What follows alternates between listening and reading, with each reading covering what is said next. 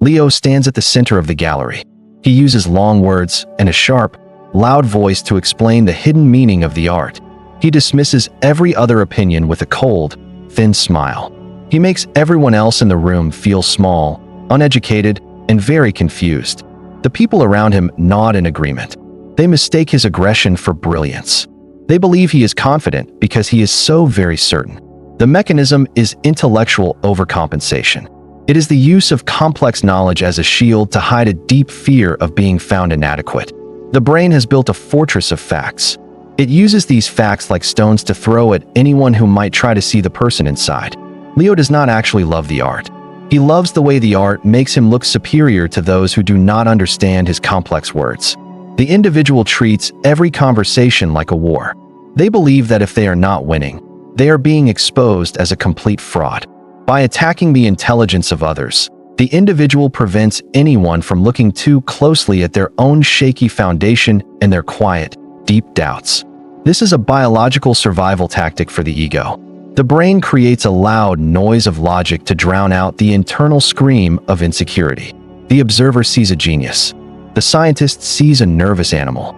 It is an animal that has learned to growl in the language of books. The machinery is fast and invisible. It scans for any sign of a challenge. It prepares a rebuttal before the other person has even finished speaking. The individual is trapped in a performance. They cannot admit they do not know something because their entire value is tied to being the smartest. The brain values the status more than the truth. It will lie, distort, and bully to maintain the illusion of being a perfect, thinking machine. The individual is a hollow statue made of heavy books. They are impressive to look at, but they are terrified of a single, soft touch. Sarah is 8 years old and brings home an average grade. Her parents do not get angry, but they look very disappointed and quiet. She notices they only smile when she says something clever. She learns that her only value comes from the things she knows and can prove. The brain records this data. It understands that being right is the only way to earn love and avoid the cold sting of social rejection. The mechanism of academic ego defense begins to grow. The child begins to hide their curiosity and replaces it with a desperate need for total mastery. Social conditioning in school reinforces the pattern. Teachers praise the gifted child, teaching the brain that intelligence is a rank, not a tool for life. The individual begins to collect degrees and titles like armor. They are not seeking knowledge. They are seeking a way to feel safe and very tall. By age 20, Sarah feels a sharp panic if she misses a single detail. Her brain treats a mistake like a life-threatening wound to her soul. The brain adapts to the pressure by becoming a predator of information. It scans books and news to find weapons for the next social interaction. The neural pathways for vulnerability are shut down. The pathways for debate and criticism become the main highways for the individual's entire active mental life. The machinery is now a permanent part of the personality. Sarah is known as the expert. This title is a cage that she built herself. The individual loses the ability to learn from others. They are too busy protecting their own status as the one who already knows every single thing. The foundation of the identity is built on fear. The brain prizes the A grade over the actual experience of being a growing and curious child. The social hierarchy rewards the mask. Sarah is promoted because she sounds sure of herself. No one sees the shaking hands beneath the heavy desk. The machinery is now self-sustaining. The individual believes that if they ever stop being the smartest, they will vanish into a thin, dark mist. The mind has traded the joy of learning for the safety of the throne. It is a lonely place built on the fear of being seen. If this is already making sense to you, it means you're starting to notice patterns most people never see. Subscribe, and let's keep exploring how the mind really works. Now, this is where things start to get uncomfortable. Leo sits at a dinner table with high-ranking colleagues. A peer mentions a new scientific study that Leo has not yet had time to read. His heart rate spikes for a fraction of a second. Instead of asking for details, he immediately critiques the methodology of the study he hasn't seen. The mechanism is called proactive intellectual dismissal. The brain attacks the validity of new information to prevent the ego from appearing uninformed or intellectually slow. Leo is not making a conscious choice to be dishonest. His nervous system has automated this defense to maintain his status as the primary intellectual authority. The The awareness of the lie lags behind the execution of the rebuttal. By the time he feels guilty, his mouth has already finished the clever insult. The individual moves through social circles like a minefield. They are always on high alert for any topic that might expose a gap in their knowledge. The machinery operates with a cold, lightning speed. It scans the environment for potential intellectual threats and neutralizes them with a sharp, sophisticated wit. The brain treats a lack of information as a physical danger. It triggers a fight-or-flight response that manifests as a sudden and very condescending lecture. Conversations are never about connection or growth. They are about maintaining a perimeter of perceived brilliance that no one is allowed to cross or question. The performance is seamless because the individual has practiced the expert tone for years. They sound authoritative even when they are completely and utterly wrong. The machinery of the mind prefers the safety of a lie over the vulnerability of a question. It is a biological choice for a static perfection. The individual is a prisoner of their own reputation. They cannot say, "I don't know," because they have convinced the world that they know everything. The brain maintains this mimicry because it creates a powerful social hierarchy. People rarely challenge someone who sounds like they have all the correct answers. There is a hidden payoff in the silence of others. When people stop questioning you, the brain feels a deep, chemical sense of safety and total control. The individual experiences a sense of intellectual invincibility. By being the one who critiques, they ensure they are never the one who is being critiqued. The mechanism provides a shield against the pain of past failures. If the world believes you are a genius, the dumb child inside is finally safe. The payoff is also a shortcut to respect. The individual uses their vocabulary to skip the hard work of building real, authentic, and vulnerable human bonds. If you've noticed this pattern in your own life, describe the moment it became clear. Someone reading may recognize themselves.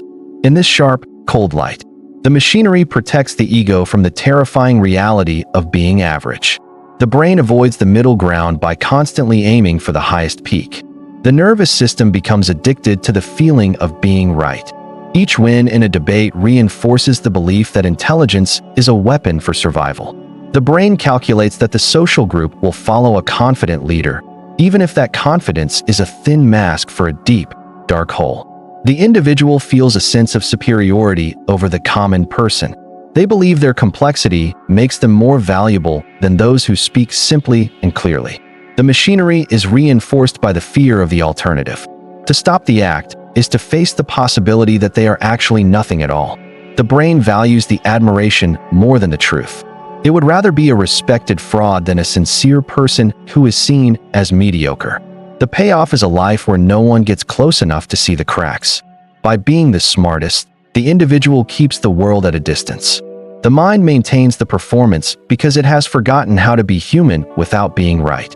The machinery has become the only way to breathe. Sarah attends a casual dinner party but finds herself unable to discuss the weather or the food without citing a historical or scientific fact. She treats a simple question about her weekend like a thesis defense. She cannot turn off the professor voice even when she is with friends. The mechanism is called identity ossification. The brain has repeated the defense for so long that the mask has bonded to the skin of the soul. Sarah no longer knows who she is when she is not being the smartest person in the room. The silence of not knowing feels like death. The individual solidifies the role by surrounding themselves only with people who admire their intellect. They avoid anyone who might see through the heavy, academic curtain. The brain fuses the ego with the intellect.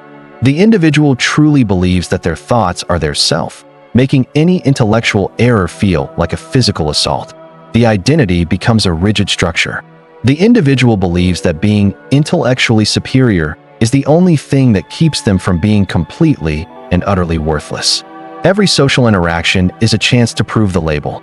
The expert must perform at all times, leading to a state of permanent and exhausting mental fatigue.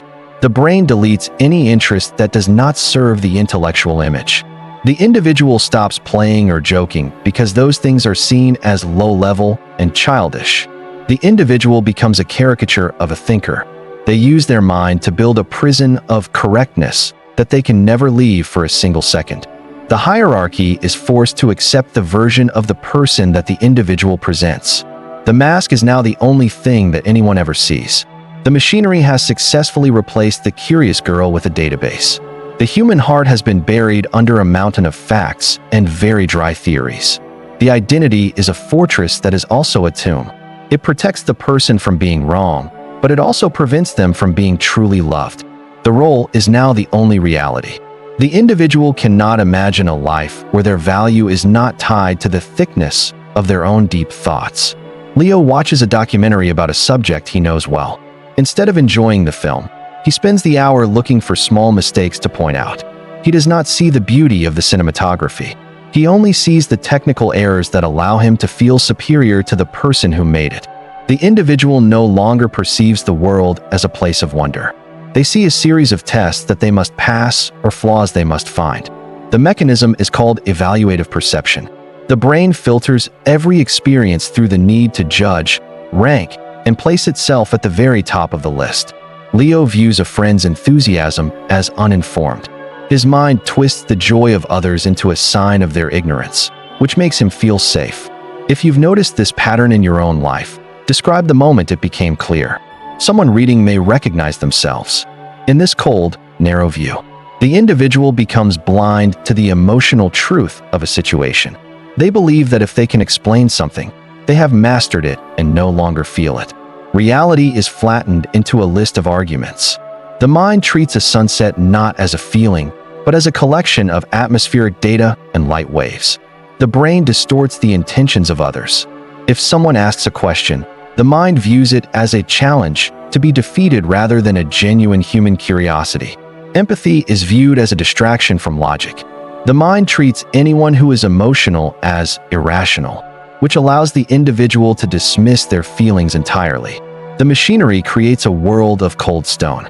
The individual believes they are being objective, but they are actually just being defensive and very, very lonely. Perception is a magnifying glass used to find the cracks in everyone else. It is never turned inward to see the cracks in the person holding the glass. The filtered reality provides a false sense of certainty.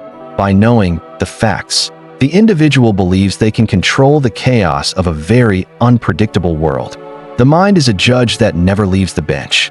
It misses the music of life because it is too busy writing a very long and critical review. Arthur watches himself correct a stranger's grammar during a casual conversation. He feels a sudden, sharp pang of embarrassment that he cannot quite explain. He realizes he did not care about the grammar. He only wanted to remind the stranger that he was the more educated person in the exchange. The brain experiences a moment of metacognitive shock. The individual sees the unseen machinery of their ego operating as a separate, hungry, and very fearful entity. The mechanism is intellectual transparency. The mind begins to observe the defensive nature of its own brilliance, recognizing the insecurity that drives the constant performance. Arthur does not feel smarter for this realization. He feels naked. He sees that his vast library of knowledge is actually a very high and lonely wall. The individual becomes a witness to their own arrogance. They see the precise moment their brain chooses a big word to hide a small and shaking heart. Awareness changes the sound of the lecture. The authoritative voice now sounds like a desperate plea for someone to tell them they are finally good enough. The brain recognizes that the respect it has earned is actually just a form of social distance. People are not impressed, they are simply tired. The perspective shift reveals the cost of being right. Arthur sees that he has traded genuine friendship for a collection of people who are afraid to speak. There is no resolution in this state of clarity. The person is an expert who has realized they are standing in a room full of empty mirrors. The individual sees the bars of their own excellence. They realize they have been so busy being correct that they have forgotten how to be kind. Arthur continues to know the facts. But now, the facts feel like heavy stones in his pockets rather than wings that help him to fly high. The machinery hums with a new, uncomfortable frequency. The mind is aware of the mask, but it does not yet know how to show the face. The individual is a professor who has realized they are teaching a class to an empty room. The silence is the only truth left to hear. The mind is a light that has turned inward. It sees the dust on the books and the coldness of the hearth in the dark, quiet house. Claire knows she is about to ruin a perfectly good dinner by correcting her partner's version of a political event she studied in college. She sees the words forming in her mind like a weapon. She knows that speaking them will create a cold silence, yet her tongue moves anyway. The mechanism is the cognitive loop. The brain prioritizes the hit of being intellectually superior over the long-term warmth and stability of the romantic relationship. The neural pathways are deeply grooved by years of academic validation. Even with awareness, the ego demands its tribute of being the one who knows best. Claire feels a flash of regret the moment the correction leaves her lips, but her brain quickly justifies the act as a commitment to the truth. The individual experiences a painful split between the observer and the operator. One part wants to be loved, but the other part must be right. The brain treats the awareness as a new intellectual challenge. It starts to analyze the psychology of the loop to avoid actually feeling the lonely pain. The loop is a cycle of intellectual isolation. Every time the individual proves they are the smartest, they push the world a little further away from them. The machinery of the ego is too powerful for a simple thought to stop. The habit of dominance is written into the very structure of the self. Social interactions become a source of secret shame. The individual knows they are performing, but they feel they have no other way to exist or belong. The individual is exhausted by their own brilliance, but the fear of being simple or wrong is a predator that never sleeps or goes away. Eventually, the brain accepts the loop as a tragic fate. It decides that it is better to be a lonely genius than a happy, average human being. The person remains a prisoner of their own high IQ. They have built a world of facts, but they are starving for a single, honest touch. The quiet loop is the sound of a mind that is talking to itself. It is the echo of a soul that is trapped in a library. The pattern is a circle that never ends. The individual remains the smartest person in a room that they have slowly emptied with their own cold hands. Leo stands in the silence of his study, surrounded by thousands of books that he has spent his entire life mastering and carefully memorizing. He looks at his reflection and tries to find a person who exists outside of his titles, his degrees, and his very impressive vocabulary. The brain reaches a point of total structural collapse. The individual understands that the unseen machinery has built a monument over a person who died. The mechanism is intellectual dissolution. The mind finally admits that the extreme confidence was a ghost designed to protect a child who never felt smart. Leo touches a leather-bound book and realizes it is just paper. He has used these objects to build a wall between himself and the living. The individual confronts the void. There is no true genius hiding behind the curtain. There is only a very tired person who is afraid of being ordinary. This is the terror of the final mirror. The observer realizes they have become a biological database that no one actually wants to sit with or love. The brain searches for a moment of pure, uncalculated joy. It finds only memories of debates won and rivals silenced in the name of the ego. The individual sees that their brilliance was a form of exile. They chose to be above the world because they did not know how to be in it. The mirror shows a man who has won every argument but has lost the ability to have a single, honest conversation with a friend. The machinery of the ego begins to shudder. Without the need to be right, the mind feels the cold and biting wind of its own total insignificance. The individual is a king of a kingdom made of dust and old ink. He has the crown, but there is no one left to rule. The truth is a heavy silence. The person sees that their extreme confidence was just a very loud and very long way of saying, "Please notice me." The confrontation is the end of the legend. The person sees that the unseen machinery was a cage they built to stay safe from the sun. The self is an empty lecture hall. The lights are on, and the notes are perfect, but the teacher has finally realized that he is totally alone. The mimicry of confidence through intellect is a masterpiece of psychological defense. It turns the fear of being less than into a weapon of dominance. We live in a culture that confuses certain voices for certain minds. We reward the loud and the complex, even when they are fueled by hollow fear. The individual who hides behind their brain is not a villain. They are a person who learned that being right was the only way to stay alive. The machinery is in our universities, our boardrooms, and our dinner tables. It is the cold logic that we use to keep each other at a distance. If you've noticed this pattern in your own life, describe the moment it became clear. Someone reading may recognize themselves. In this final, quiet room, the question remains for the mind. If you stopped being the smartest person you know, Would you still believe that you are worth the space you take? The brain does not want to answer. It prefers the heavy comfort of the facts. The machinery will continue to hum in the deep, dark night. The mechanism is running right now. You are measuring your own intelligence against the words you are hearing. You are checking the armor for any holes. The mirror is waiting. The books are heavy. The machine is patient. You are a collection of theories trying to pretend that you are actually very real. This is the architecture of the insecure soul. It is a fortress of logic built by a builder who is terrified of being just a man. The pattern is exposed. The surgeon has closed the file. But the shadow of the expert is still standing exactly where you left it years ago. Stay curious about the words you used to hide.